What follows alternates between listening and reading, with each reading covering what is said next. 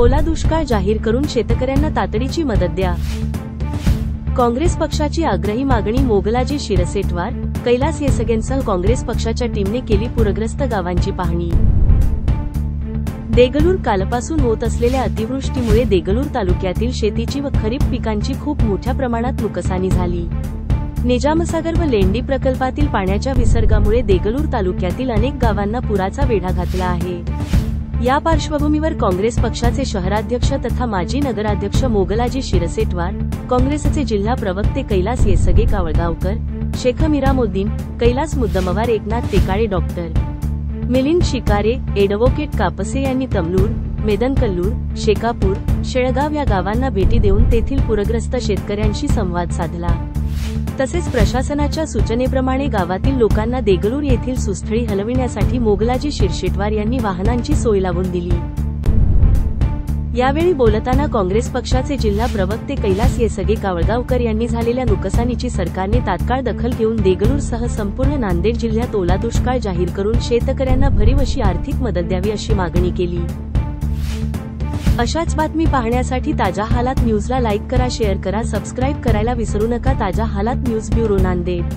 आहोत देगलूर तालुक्यातील मोजे शेळगाव येथे, नरसे शेळगाव येथे आपण पाहिलेलं आहे की या शहापूर परिसरामध्ये खूप मोठ्या प्रमाणात अतिवृष्टी आणि ढगफुटी सदृश्य परिस्थितीमुळे शेतीची खूप मोठ्या प्रमाणात नुकसानी झालेली आहे।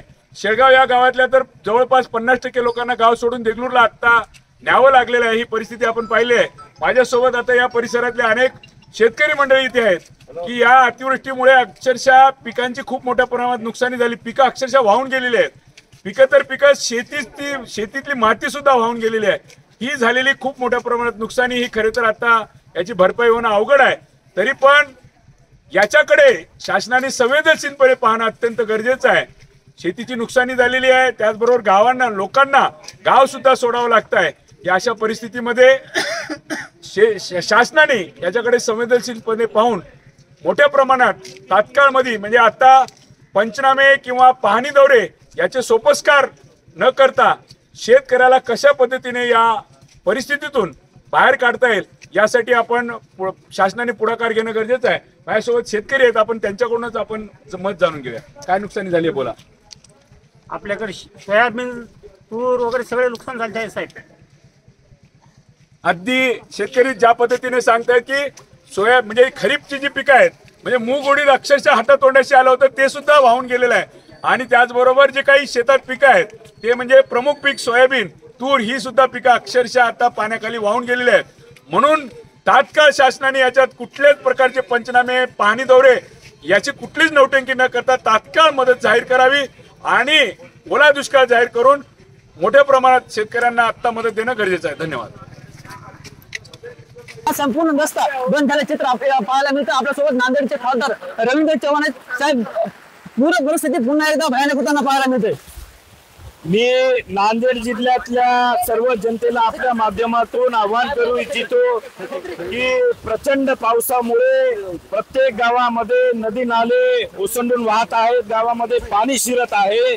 सर्वात प्रथम त्यांनी सुरक्षित स्थळी जावं, जिथे उंच जागा आहे गावामध्ये त्या ठिकाणी राहावं आणि प्रशासनालाही मी सूचना केलेल्या आहेत। माननीय कलेक्टर महोदय असतील, तहसीलदार असतील, एसडीएम असतील, सर्वांनाही सूचना केलेल्या आहेत की या आपत्तीमध्ये आपण आपले प्रशासकीय अधिकारी लवकरात लवकर पाठवावं आणि जी जनावर आणि जी माणसं अडचणीच्या ठिकाणी अडकलेली आहेत ते लवकरात लवकर हलवण्याची व्यवस्था प्रशासनाने करावी।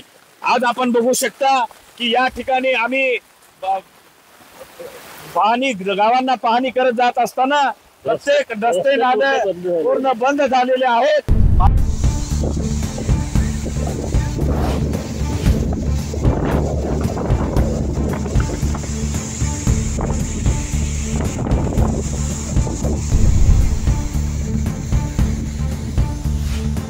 Sí, sí.